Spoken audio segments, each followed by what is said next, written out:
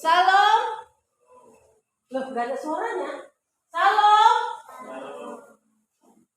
Belum lagi. Salam. Keluaran 23 ayat 25.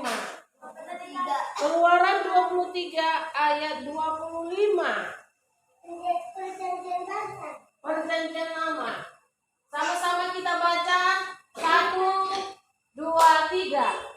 Tetapi kamu harus beribadah kepada Tuhan Allahmu, maka Ia akan memberkati roti makananmu dan air minumanmu, dan aku akan menjauhkan penyakit dari tengah-tengahmu. Nah, firman Tuhan hari ini berkata kepada kita, tetapi kamu harus beribadah kepada siapa?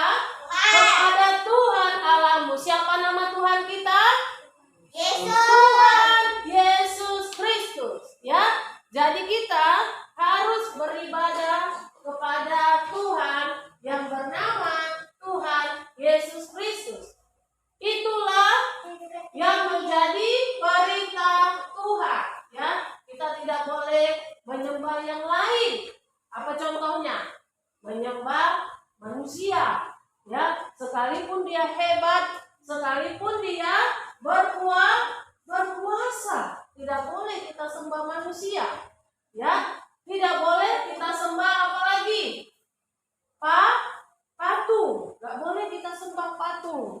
Ya, karena itu bukan Tuhan. Tapi siapa yang kita sembah? Harus kemana beribadah? Kepada Tuhan Allahmu. Siapa namanya? Tuhan Yesus Kristus. Selain itu tidak boleh, karena itu adalah perintah Tuhan. Nah, apa yang menjadi berkatnya? Kata Tuhan, kamu harus beribadah kepada Tuhan Allahmu, maka aku akan memberkati apa katanya? Roti makanan. Itu tadi yang di dalam firman Tuhan. Kita nggak makan roti makanan pokok kita, tapi makanan pokok kita apa?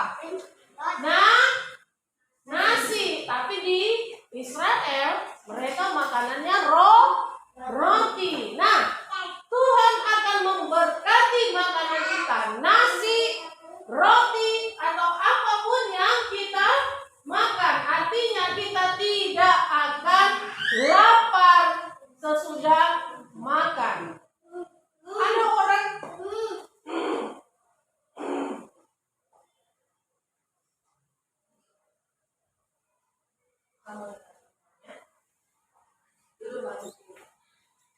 lipat tangan.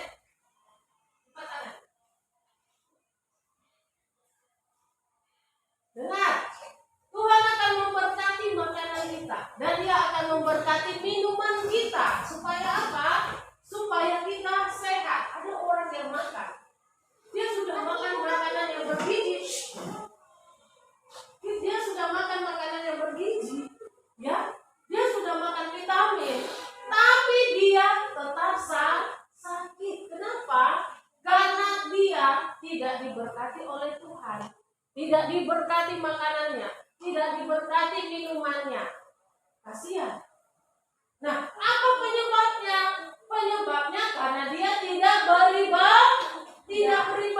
Nah, orang yang beribadah kepada Tuhan itu ada berkatnya. Orang yang sekolah minggu itu ada berkatnya. Nanti tanya dulu sama kalian, yang nggak sekolah minggu 1 bulan, yang nggak ibadah 1 bulan, gimana rasanya? Apa yang dirasakan?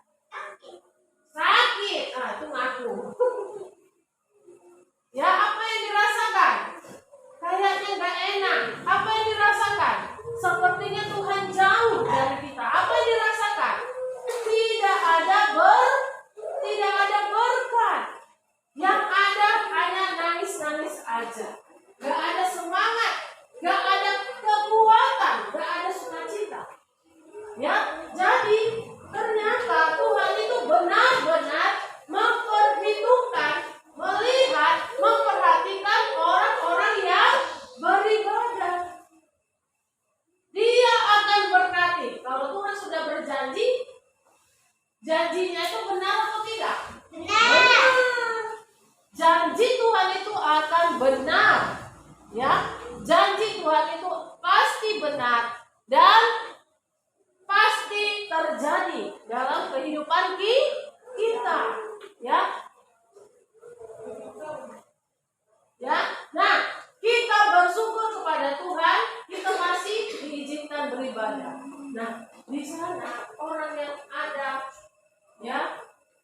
tidak senang kepada firman Tuhan, gimana? Ada banyak anak-anak seperti kalian yang tidak bisa beribadah, padahal mereka rindu.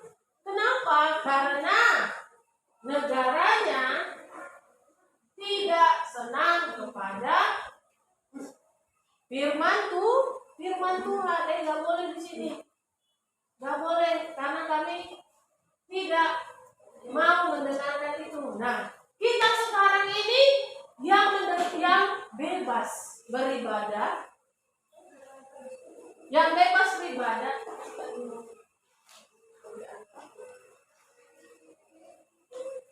kita sekarang ini yang bebas beribadah, mari kita tetap beribadah kepada Tuhan, ya. Mari tetap beribadah kepada Tuhan, tetap kita maju terus, semangat beribadah kepada Tuhan, ya. Tidak boleh apa? Absen, tidak boleh lupa, tidak boleh bermain-main waktu ibadah, karena Tuhan Yesus hadir. Nah, kemarin dalam minggu lalu ada presiden kita hadir. Di mana? Hadirnya? Bukan di Jakarta, memang di Jakarta dia datang ke Medan. Dia datang ke mana lagi? Ke Simalungun, ke Danau Toba, ya. Nah, orang-orang yang tahu tadi Jokowi datang. Rupanya Jokowinya, presidennya bawa kaos.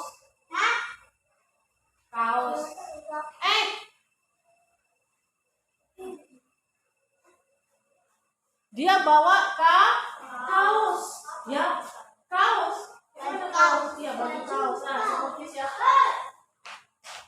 Ya.